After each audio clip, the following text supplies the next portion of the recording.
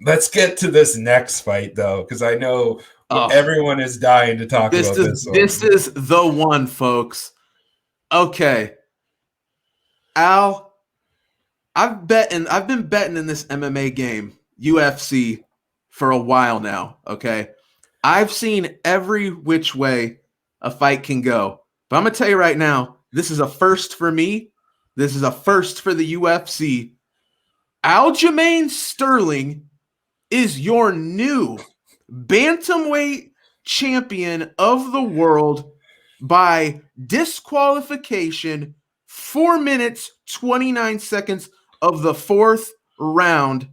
Oh my goodness, Al, I'm still shook. I absolutely had a bet on Petr Yan. I absolutely was going to cash that bet.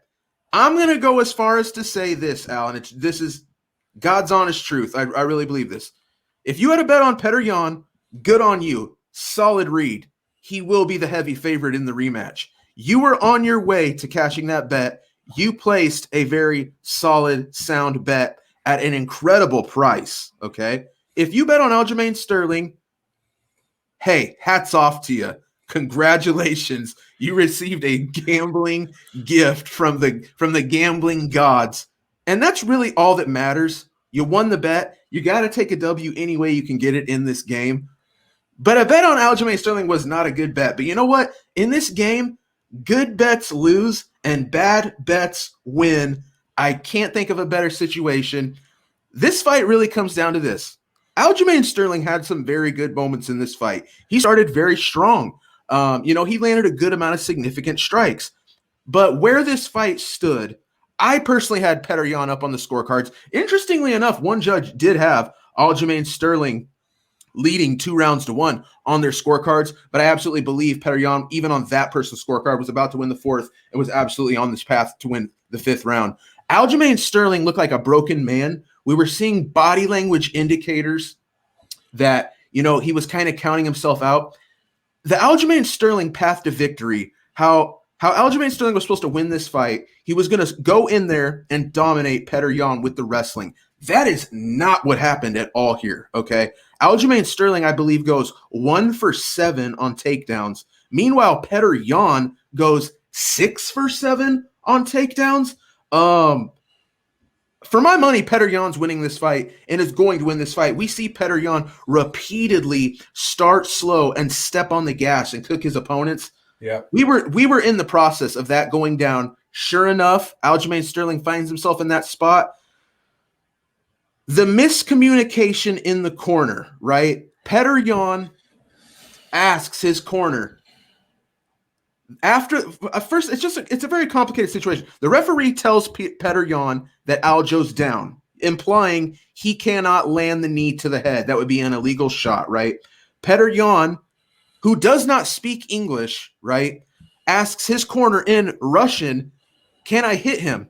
They say yes. Then he asks, "Can I kick him?" One corner man is saying punches. The other one yells out yes. Petr Yan throws the knee, blatantly illegal. The referee considers it an intentional illegal strike, which immediately makes it a disqualification if Aljamain Sterling says he cannot continue. Unfortunately, we have a situation in this sport with a championship belt on the line where a man who has absorbed an illegal shot literally has a win the fight free card in his pocket. And basically it's a matter of pride whether or not he pulls it. Now, I know this is long-winded, but I want to touch on two options here. Aljamain Sterling had two options, really. Now, option A, he really was hurt that bad and could not continue, okay? If that is the case, I'm okay with Aljamain Sterling winning this fight. Maybe I'm not okay with him winning this fight. I'm okay with the fight no longer continuing, right? Now, if Aljamain Sterling could have continued, now don't get me wrong, I'm sure he was diminished. I'm sure it was a very hard shot. But had he continued, I feel like, we wouldn't have to question his pride. We've seen a similar scenario where Anthony Smith in the John Jones match was put in a similar scenario, and he sucked it up. He said, you know what? Even though I know I'm losing this fight, I'm down on the scorecards. I just can't take this cheap win. Let's let this fight continue. And a point was deducted. Aljamain Sterling on the spot had to make a very, very tough decision. Like I said, if you truly couldn't continue, then that's just how it needs to be, right? We need fighter safety to be important in this sport. But if it's option B, and I know a lot of people are going to call him out, and unfortunately he's going to have to carry this with him for the rest of his career. If he really did say, you know what, I feel like I'm losing this fight, I'm going to take this cheap win and we can run it back later. I'll try to make adjustments. Maybe I win again. That really hurts his legacy. The thing is, though, we're not Aljamain Sterling. We'll never know. Aljamain Sterling is the only man who will ever truly know what the real deal was. And I know Aljo didn't want this win to come this way. When they put the belt on him, he immediately takes it off, throws it to the ground. He's crying his eyes out. Honestly, the most emotional man I've ever seen in the octagon. Just a very unfortunate situation. And the craziest way I've probably ever lost a bet in my life. Petr Yan loses his belt by disqualification. Al, I know I've been rambling. What can you add to this one, my man? Oh, so much. There's just so much. So I had a bet on Sterling, and right away, this is more of like, I'm just a huge Ray Longo fan. If you guys don't know who that is, that's Aljamain Sterling's head trainer. The best. He's Chris Weidman's coach. He used to be Matt Serra's coach. He is just a funny New York fight game trainer who's been in the game for 25 years. He's an amazing follow, an amazing listen, just a super great guy. And you kept hearing him in the corner in between rounds telling him, like, at one point he said, the more that you do, the more that you're doing to yourself. So you need to take down the volume. You need to stop, you need to slow it down. And that's, Aljamain beat himself as soon as he came out there with that frantic, he was so frantic, and he was so he was just so high paced. And I feel like that was really nervous energy, real adrenal. Yeah, I think you're right, Al. And he kind of psyched himself out, and it's strange because, it's not strange. It's exactly how it should have played out, because Petr Yan has this really rudimentary style of this Russian boxing. It's very similar to Gennady Golovkin, where he just he stomps forward, and especially with the kicks, he's just so elusive, but also so imposing.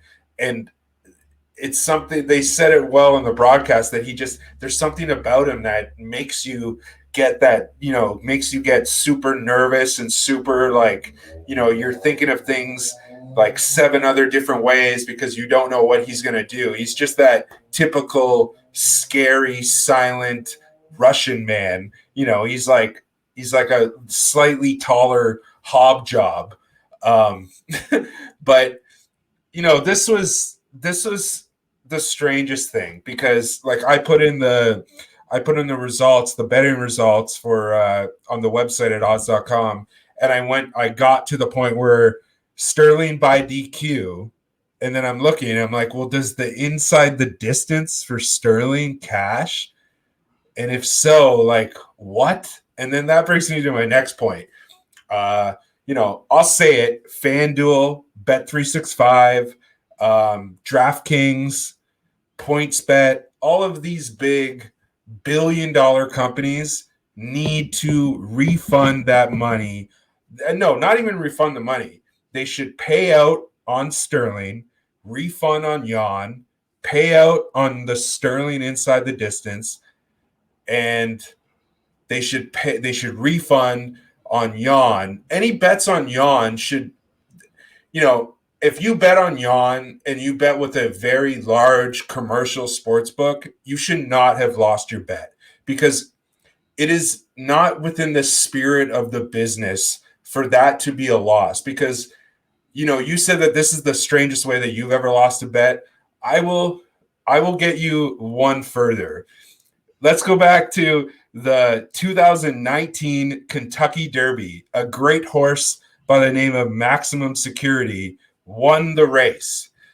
The horse got a little bit spooked coming around the final corner by the crowd, and the horse kind of cut off the pack, and he was ahead, or she, I'm not sure, but the horse was ahead, but the horse kind of got spooked by the crowd and cut everybody off, and the horse got disqualified. And I had a massive bet on Maximum Security, and Country House won the 2019 Kentucky Derby by disqualification and cashed at like 18-1. And what good sports books did then, and I understand we're talking about the difference between animals and people, but still, what the sports books did then is they paid out on Maximum Security and they paid out on Country House. And any good sports book that has goodwill will either refund. You can't say that they should pay out, because that would it's just not. Say what you want. Even if Yan had 2 points taken away going into that fifth round, that's still a fight. Yeah, You're and still at a fight. Dude, you're exactly right, and that's one thing I want to talk about. So let's think about alternate outcomes here, because the problem is I feel like we know more of the story after the fight, which is unfortunate. The referee deemed it unintentional. He almost deemed it, as a DQ because of the fact that he told Petr, you cannot do that, and then he almost immediately does it, right? Almost in jest of what the referee's telling him, right? Which would be, blatant cheating, a foul. But we kind of find out it's kind of a lost in translation type thing, right? He receives bad advice or convoluted advice from his corner, thinks that he's throwing a legal strike. At least according to him, right? Here's what I think makes the most sense, Al. I think, first off, I wish Aljo, if he was hurt so bad he couldn't continue, I wish he wasn't, right? I wish we could have seen the fight go on. I would have been absolutely fine with Petr Yan having a point taken, Petr Yan even having 2 points taken, right? Because you're right, Al. Petr's winning the scorecards on he's winning on my scorecard, right? And I expected him to go on to win that fourth round and to win the fifth round. But mathematically speaking, you're talking about a shot at having a draw here. And, a draw would solve all this funky stuff we're talking about on the betting aspect, right? Aljo bettors push, they get their money refunded. The Petr Yan bettors push, they get their money kicked back. Honestly, I feel like that'd be a more clean situation here. But instead we have, like I said, the Aljo bet that didn't look to be a very good bet. Al, we've yet to mention the fact that Petr Yan was minus 3,000 to minus 4,000 live going into that fourth round. The books themselves said this fight is over, right?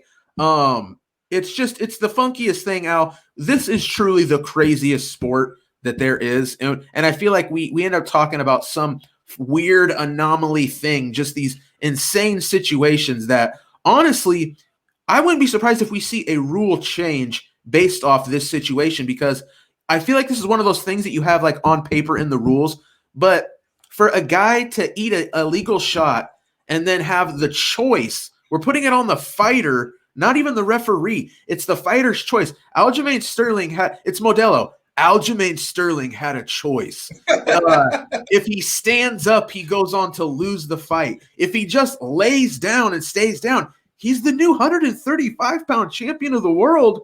He made his choice. Can you really blame him? No. Aljo cashes. I just don't know what else to say. Is there anything left to say, Al?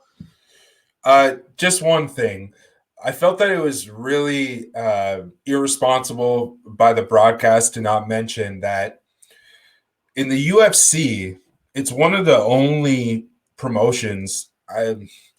It's one of the only promotions that I know of, like on the big scale. I know Bellator as well, actually, but more specifically, where Petr Yan fought in ACB, and all of the promotions around there in Asia, Ryzen, one championship, you are allowed to knee a downed opponent.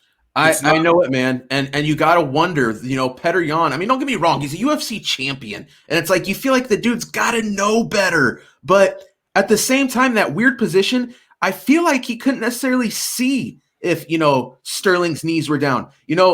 What if he thought Sterling was, crouching on the, like on the balls of his feet and his knees were up? It's just one of those things, man. We'll never know. We'll never know what went through Petr Yan's mind when he threw the shot, and we'll never know what went through Aljo's mind when he had to make that on-the-spot decision to probably go on to lose this fight or get the belt, undeservingly. And man, I in a way I feel bad for Aljo to have absolutely. Absolutely.